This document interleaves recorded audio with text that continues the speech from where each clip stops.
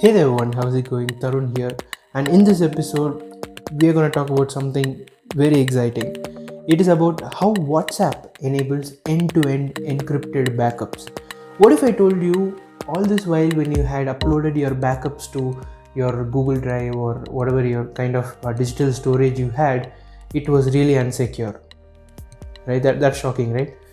But no more, that is going to be a scary thing or a scary nightmare, because WhatsApp is actually bringing in such a secure mechanism in a way that WhatsApp themselves will not be able to decrypt it, right? Even if WhatsApp is the owner of this technology, even if you hand over your data to them, they themselves will not be able to decrypt it, and the power to decrypt that data is only with its owner, right? So let's look into each and every aspect of it. There are no prerequisites to listen to this episode. All you need is interest, right? Because I will be also going through the basics of encryption and decryption that you need in order to understand this article. So grab a cup of coffee and follow along. So before we move on to the article itself, as I told, I want you all to catch up with what encryption is, what decryption is, and what are the two major types of encryption that you need to be aware of. So when we speak about encryption, what is encryption, right? So encryption transforms readable plain text into an unreadable ciphertext that only the intended users can understand. Like for example, say you have your own password. Okay, say your password is banana, BANANA. Okay, so if I write it down in a piece of paper, anyone who looks at it will be able to understand that okay, his password is banana, BANANA. But what if we both come into a consensus and we are like, okay, whichever alphabet you're writing, write two alphabets after it, right? So say instead of writing B, you will have to write D, because after B there are two characters, C and D, and you'll have to write the second character, which is D. And the second letter in banana is A. You will have to write the second character after A, which is C. So you will write D, C, so on, right? So this will look like some sort of mumbo jumbo to someone who doesn't know how to decrypt it.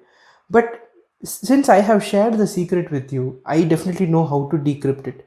So when I see the D and C, I will know that since you have written two letters after B, I have to decrypt it using two letters before D. So two letters before D will be B, two letters before C will be A. So on, I will be able to decrypt the password as banana, right? So this is encryption in simple words, right? So there will be a key which will be a combination of text, numbers, and special characters, and this key will be used in the encryption or decryption process. So this is encryption in simple terms. Now there are two major types of encryption algorithms that you need to know. First of all, it is symmetric algorithms, and secondly, asymmetric algorithms. Now, when we talk about symmetric algorithm uses the same key for both encryption and decryption. So remember, even though the middleman gets to know about the algorithm involved in the encryption process, the data is safe as long as the middleman does not get access to the key. So what happens is, if you have an example, say cab is the word, using the key I will encrypt it and I will send it over the network. Or say I will encrypt it, write it in a piece of paper, and in fact I can also give it in the attacker's hand. And even if he opens the paper and reads it, he will not understand it because it will all be random digits and characters there.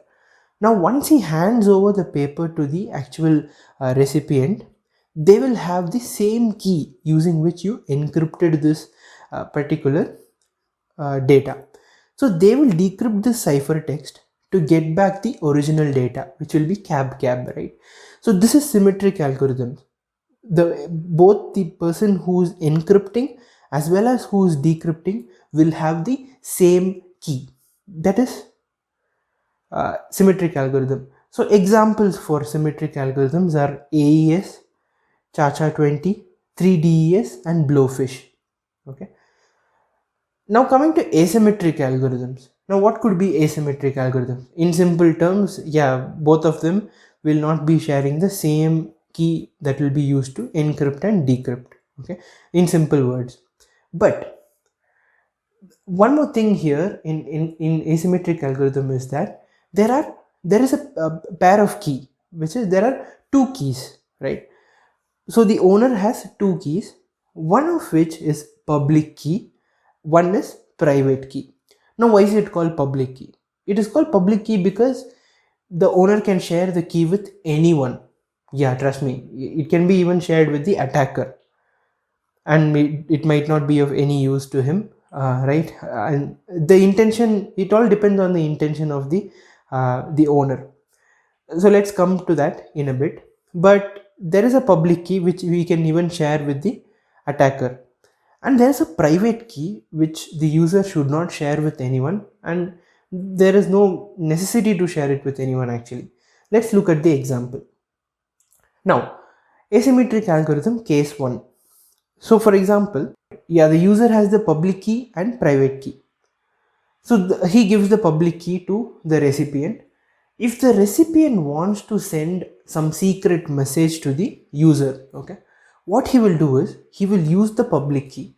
He will encrypt the message, okay, using the public key. Now once the public key is used for encryption, that message cannot even be decrypted by that public key. Even the recipient who encrypted it with the public key will not be able to decrypt it.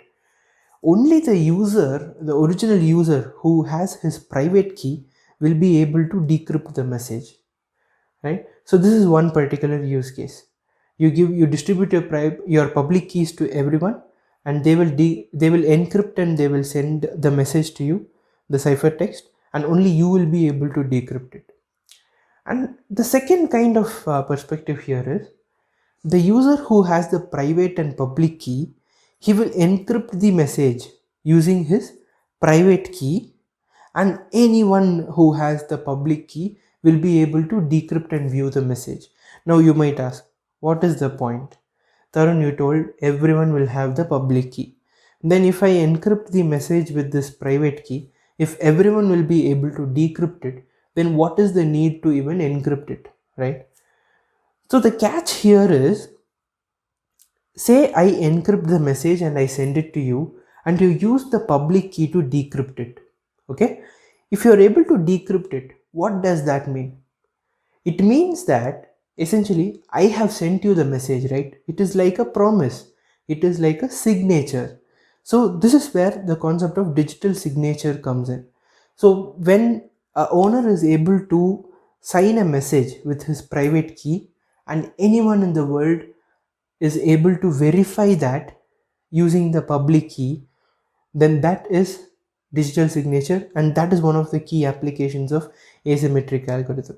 So we saw symmetric algorithm, asymmetric algorithm, and examples of asymmetric algorithms, Diffie-Hellman and RSA. Okay, so these are just the basics of encryption and decryption. If you want to read more, you can absolutely go to my blog tarunshiv.com and read more about it. But this much is enough for us to speak more about WhatsApp.